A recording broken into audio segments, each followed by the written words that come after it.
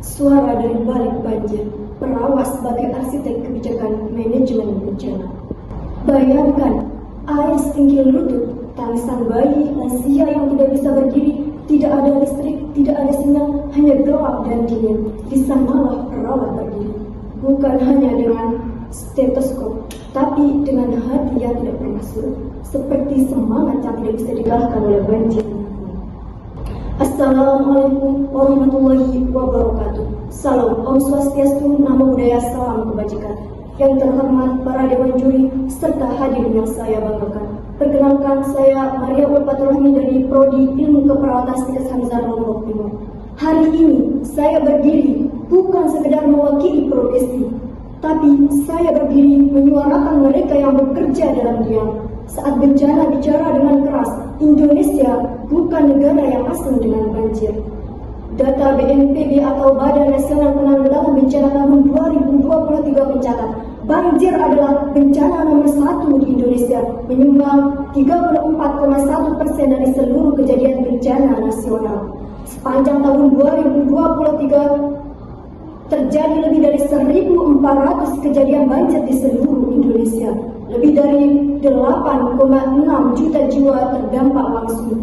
Korban meninggal akibat banjir dan tanah longsor mencapai lebih dari 300 jiwa dalam 1 tahun.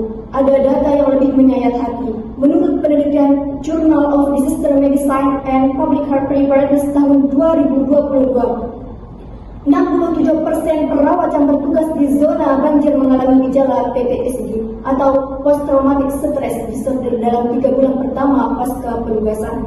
Bayangkan, mereka menyembuhkan orang lain, sementara diam-diam jiwa mereka sendiri sedang berdarah.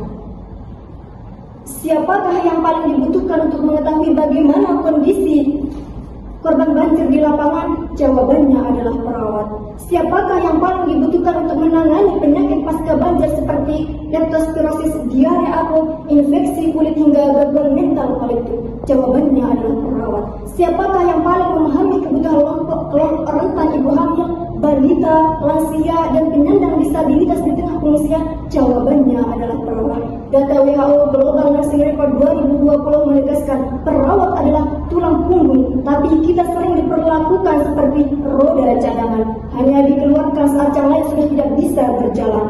Lalu, apa yang bisa kita lakukan? Pertama, integrasi perawat dalam tim komando bencana. Di banyak negara maju seperti Amerika Serikat dan Jepang, perawat memiliki posisi resmi dalam Incident Command System. Indonesia harus mengadopsi model ini. Perawat bukan hanya anggota tim medis, namun perawat adalah manajer kesehatan di lapangan.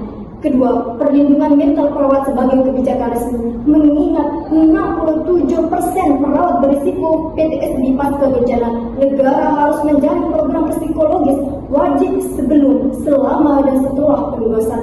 Bukan basa-basi dalam laporan, tapi anggaran nyata dan program nyata. Hadirin yang saya hormati, peran perawat tidak dimulai saat banjir tiba dan tidak selesai saat air surut. Perawat adalah garda terdepan dalam 3 fase bencana: sebelum, selama, dan sesudah banjir melanda. Yang pertama yaitu sebelum banjir datang, perawat turun ke komunitas, memetakan wilayah rawan, mengidentifikasi kelompok rentan, melatih warga P3K dasar, dan membangun sistem peringatan dan berbasis komunitas.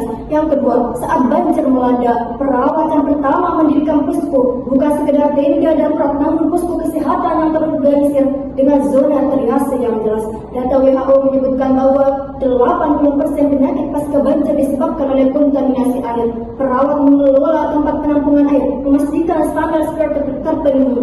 Perawat juga memantau setiap kasus diare, leptospirosis, tifoid muncul dan melaporkannya sebagai sistem peringatan dini wabah kepada dinas kesehatan. Dan yang ketiga, pasca banjir, saat media sudah pergi, saat bantuan sudah berkurang, perawat masih ada, memulihkan kesehatan fisik, memulihkan kesehatan jiwa, membangun kembali komunitas yang hancur, bukan oleh air, tapi oleh trauma yang tidak terlihat. Inilah yang tidak pernah masuk ke dalam kebijakan. Perawat bukan hanya penyembuh luka, perawat adalah perencana, pelaksana, dan pengawasan keselamatan hidup di zona bencana. Hadirin yang saya hormati, satu perawat di tengah banjir Banjir bukan hanya satu tenaga kesehatan, ia adalah satu harapan bagi ratusan yang kehilangan segalanya. Resiliensi, ketangguhan bukan hanya tentang bertahan. Ketangguhan adalah tentang bangkit, bersuara, dan mengubah sistem yang selama ini membungkam kita. Florence Nightingale pernah berkata, tidak ada alasan, tidak ada kompromi, hanya tindakan nyata.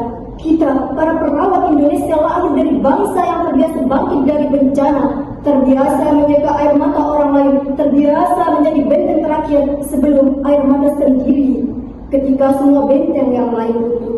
Karena kebijakan yang baik lahir dari mereka yang benar-benar ada di lapangan, dan perawatlah yang selalu ada. Mohon maaf atas kesalahan kata. Wassalamualaikum warahmatullahi wabarakatuh.